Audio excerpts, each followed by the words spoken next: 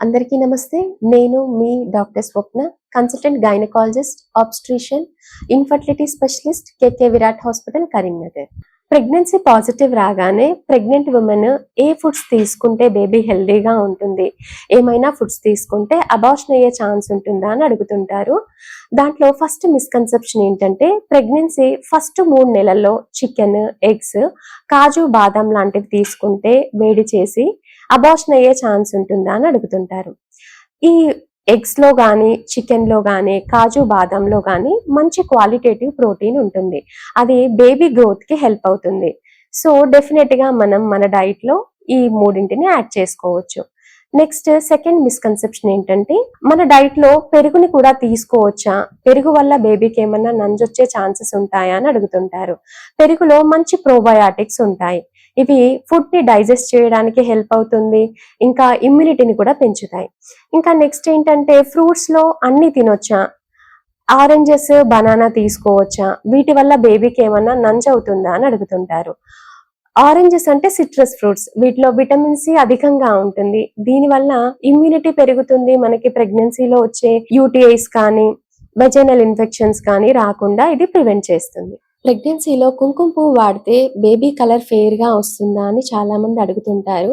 Colour అనేది jeans పైన depend అయి ఉంటుంది, కానీ కుంకుమ పువ్వు తీసుకోవడం వల్ల మనకైతే హామ్ ఏమీ ఉండదు. కుంకుమ పువ్వు డైజెషన్ కి హెల్ప్ అవుతుంది. మంచి క్వాలిటీ ఉండే కుంకుమ పువ్వుని సెలెక్ట్ చేసుకోండి.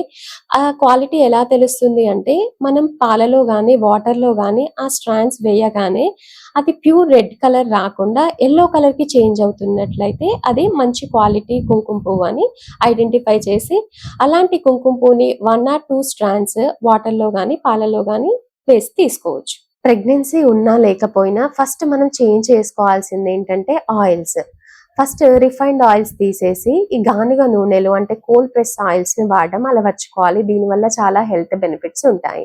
ఇంకా మన డైట్ లో రోజు ఒక 1 టీ స్పూన్ గీని యాడ్ చేసుకోండి. దీంట్లో విటమిన్ ఏ, విటమిన్ డి అధికంగా ఉంటాయి. అందరూ అడిగే కామన్ క్వశ్చన్ ఏంటంటే ప్రెగ్నెన్సీలో పైనాపిల్, పపాయ తినొచ్చా అని అడుగుతుంటారు. రా పపాయ అయితే కొంతవరకు అబార్షన్ కాజ్ చేసే ఛాన్స్ ఉంటుంది.